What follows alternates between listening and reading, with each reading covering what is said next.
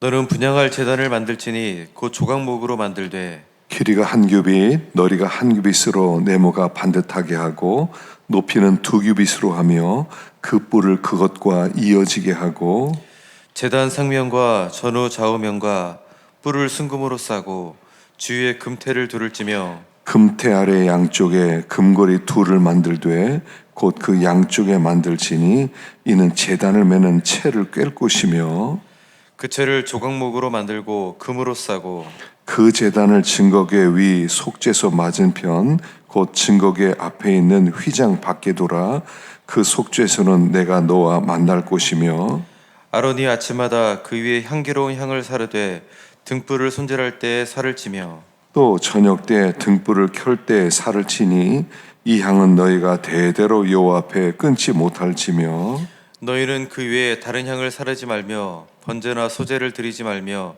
전제의 술을 붓지 말며 아론이 1년에 한 번씩 이 향단 뿔을 위하여 속죄하되 속죄제의 피로 1년에 한 번씩 대대로 속죄할지니라. 이 제단은 여호와께 지극히 거룩하니라. 여호와께서 모세에게 말씀하여 이르시되 내가 이스라엘 자손의 수요를 조사할 때 조사받은 각 사람은 그들을 계수할 때 자기의 생명의 속전을 여호와께 들을지니 이는 그것을 계수할 때 그들 중에 질병이 없게 하려 함이라. 무릇 개수 중에 드는 자마다 성소의 세겔로 반 세겔을 낼지니 한 세겔은 20게라라. 그 반 세겔을 여호와께 드릴지며 계수 중에 드는 모든 자 곧 20살 이상 된 자가 여호와께 드리되 너희의 생명을 대속하기 위하여 여호와께 드릴 때 부자라고 반 세겔에서 더 내지 말며 가난한 자라고 덜 내지 말지며 너는 이스라엘 자손에게서 속전을 취하여 회막 봉사했으라.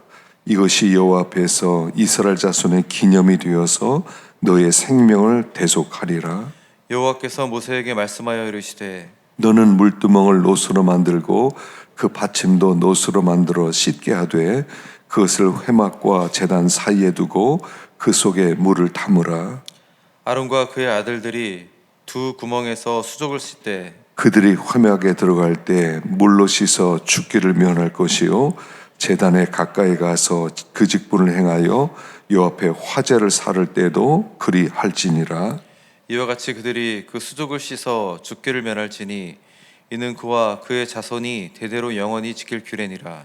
여호와께서 모세에게 또 말씀하여 이르시되 너는 상등 향품을 가지되 액체 모략 500세겔과 그 반수의 향기로운 6개 250세겔과 향기로운 창포 250세겔과 계피 500세겔을 성수의 세겔로 하고 감람기름 한 흰을 가지고 그것으로 거룩한 권유를 만들되 향을 제조하는 법대로 향기름을 만들지니 그것이 거룩한 관유가 될지라.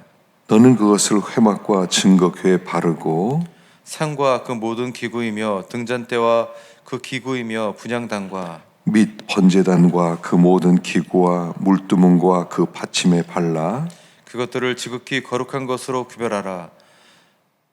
이것에 접촉하는 것은 모두 거룩하리라. 너는 아론과 그의 아들들에게 기름을 발라 그들을 거룩하게 하고 그들이 내게 제사장 직분을 행하게 하고 이스라엘 자손에게 말하여 이르기를 이것은 너희 대대로 내게 거룩한 관유니 사람의 몸에 붙지 말며 이 방법대로 이와 같은 것을 만들지 말라. 이는 거룩하니 너희도 거룩히 여기라.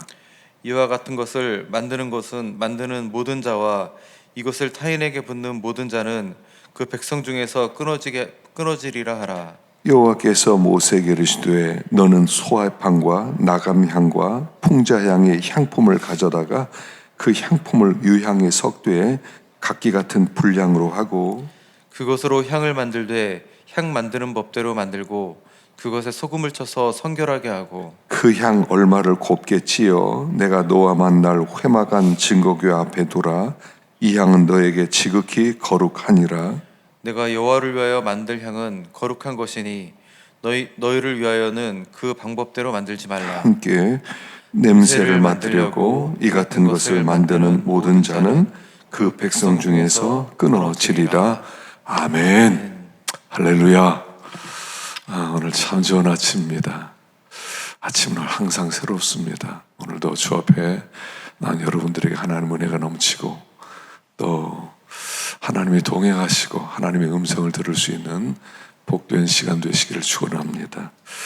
여기 오늘 본문에 보면 맨 앞부분에는 분향단이 나옵니다.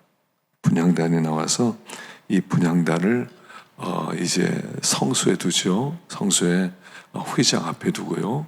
그리고 아침 저녁으로 이 분향단에 향을 사릅니다.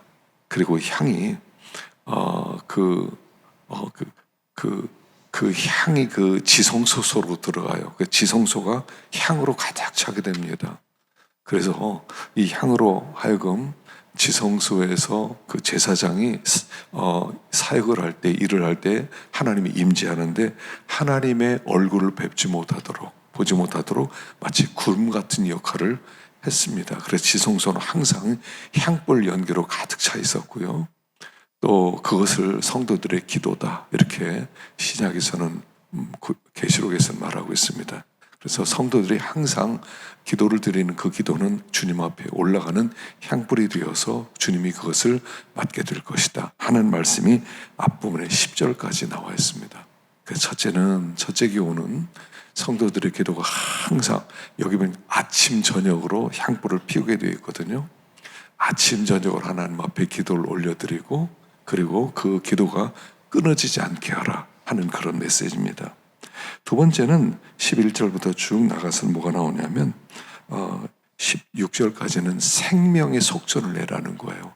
20세 이상 된 남자는 1년에 한 번씩 반세겔씩 성전세를 내는 겁니다. 그래서 그 성전세를 그 말미암아 이 성막에 쓰는 그런 비용을 감당하게 하였습니다. 그래서 생명의 속전이라고 그랬습니다. 생명의 속전은 뭐냐면 생명값이라는 거예요.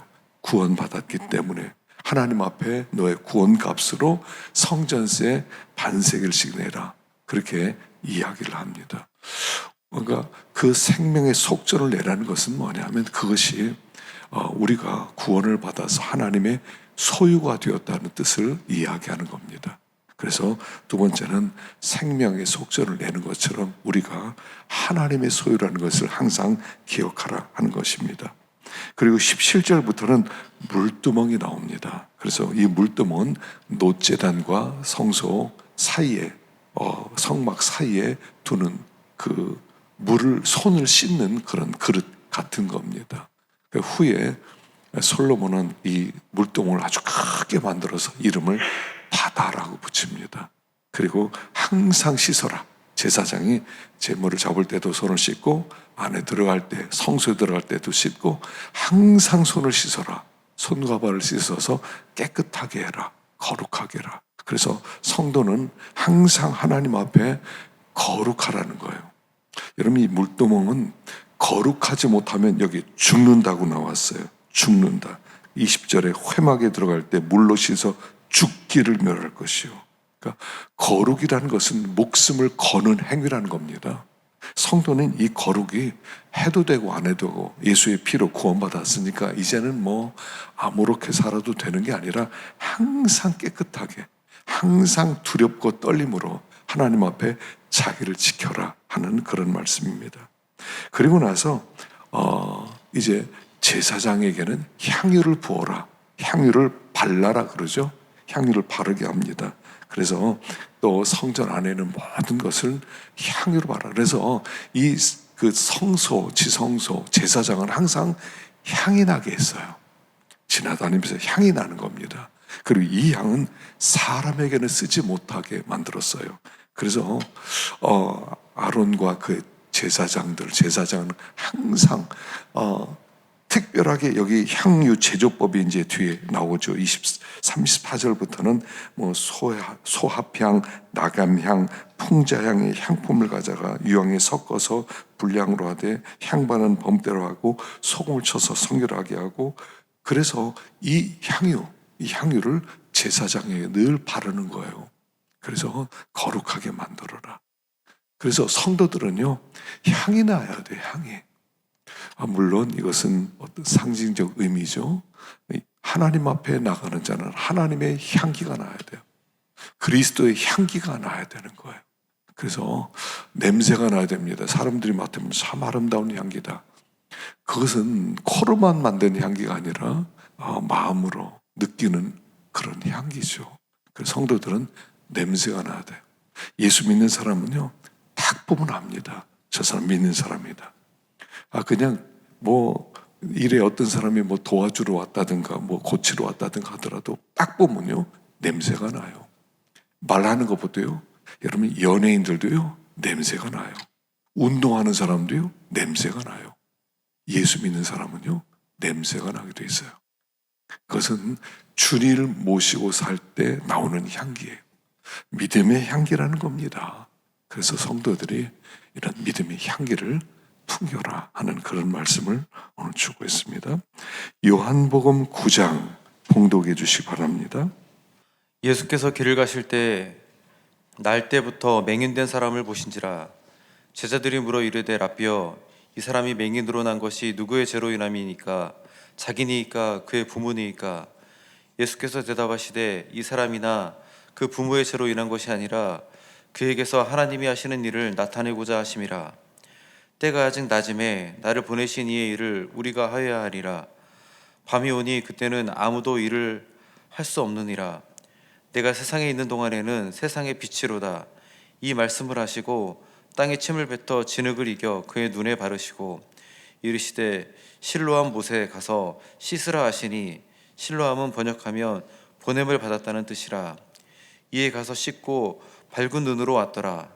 이웃 사람들과 전에 그가 거린인 것을 보았던 사람들이 이르되 이는 앉아서 구걸하던 자가 아니냐. 어떤 사람은 그 사람이라 하며 어떤 사람은 아니라 그와 비슷하다 하거늘 자기 말은 내가 그라 하니, 그들이 묻되 그러면 내 눈이 어떻게 떠졌느냐. 대답하되 예수라 하는 사람이 진흙을 이겨 내 눈에 바르고 나더러 실로암에 가서 씻으라 하기에 가서 씻었더니 보게 되었노라. 그들이 이르되 그가 어디 있느냐. 이르되 알지 못하노라 하니라. 그들이 전에 맹인이었던 사람을 데리고 바리새인들에게 갔더라. 예수께서 진흙을 이겨 눈을 뜨게 하신 날은 안식일이라. 그러므로 바리새인들도 그가 어떻게 보게 되었는지를 물으니 이르되 그 사람이 진흙을 내 눈에 바르매 내가 씻고 보나이다 하니, 바리새인 중에 어떤 사람은 말하되 이 사람이 안식일을 지키지 아니하니 하나님께로부터 온 자가 아니라 하며, 어떤 사람은 말하되 죄인으로서 어떻게 이러한 표적을 행하겠느냐 하여 그들 중에 분쟁이 있었더니, 이에 맹인되었던 자에게 다시 묻되 그 사람이 내 눈을 뜨게 하였으니 너는 그를 어떠한 사람이라 하느냐. 대답하되 선지자이니이다 하니, 유대인이 그가 맹인으로 있다가 보게 된 것을 믿지 아니하고 부모를 불러 묻되 이는 너희 말에 맹인으로 났다 하는 너희 아들이냐. 그러면 지금은 어떻게 해서 보느냐.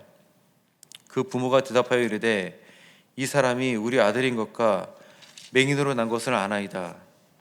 그러나 지금 어떻게 해서 보는지 또는 누가 그 눈을 뜨게 하였는지 우리는 알지 못하나이다. 그에게 물어보소서. 그가 장성하였으니 자기 일을 말하리이다. 그 부모가 이렇게 말한 것은 이미 유대인들이 누구든지 예수를 그리스도로 시인하는 자는 출교하기로 결의하였으므로 그들을 무서워함이러라. 그러므로 그 부모가 말하기를 그가 장성하였으니 그에게 물어보소서 하였더라. 이에 그들이 맹인이었던 사람을 두 번째 불러 이르되 너는 하나님께 영광을 돌리라. 우리는 이 사람이 죄인인 줄 아노라. 대답하되 그가 죄인인지 내가 알지 못하나 한 가지 아는 것은 내가 맹인으로 있다가 지금 보는 그것이니이다. 그들이 이르되 그 사람이 내게 무엇을 하였느냐. 어떻게 내 눈을 뜨게 하였느냐. 대답하되 내가 이미 일렀어도 듣지 아니하고 어찌하여 다시 듣고자 하나이까.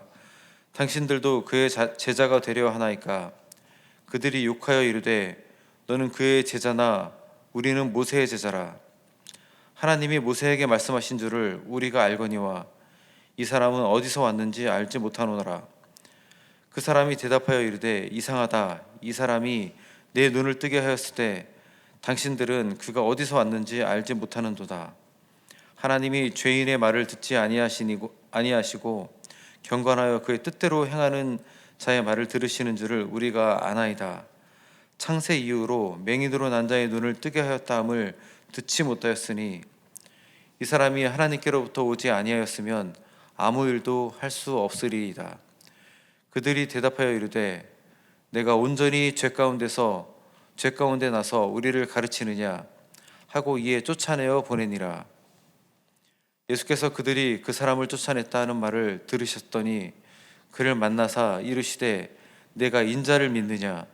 대답하여 이르되 주여 그가 누구시오니이까 내가 믿고자 하나이다. 예수께서 이르시되 내가 그를 보았거니와 지금 너와 말하는 자가 그이니라. 이르되 주여 내가 믿나이다 하고 절하는지라.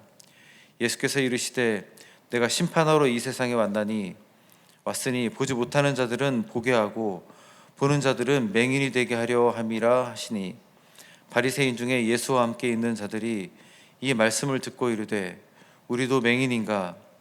예수께서 이르시되 너희가 맹인이 되었더라면 죄가 없으려니와 본다고 하니 너희 죄가 그대로 있느니라. 아멘. 수고하셨습니다. 자, 예수님께서 길을 가다가 맹인을 보셨습니다. 제자들이 물어봅니다. 이 사람이 맹인으로 난 것이 누구의 죄 때문입니까? 자기입니까? 부모입니까? 어떤 사람의 병이 들거나 어떤 사람이 문제가 생기면 금방 누가 죄를 져서 그렇다. 보통 사람들의 일반 상식입니다.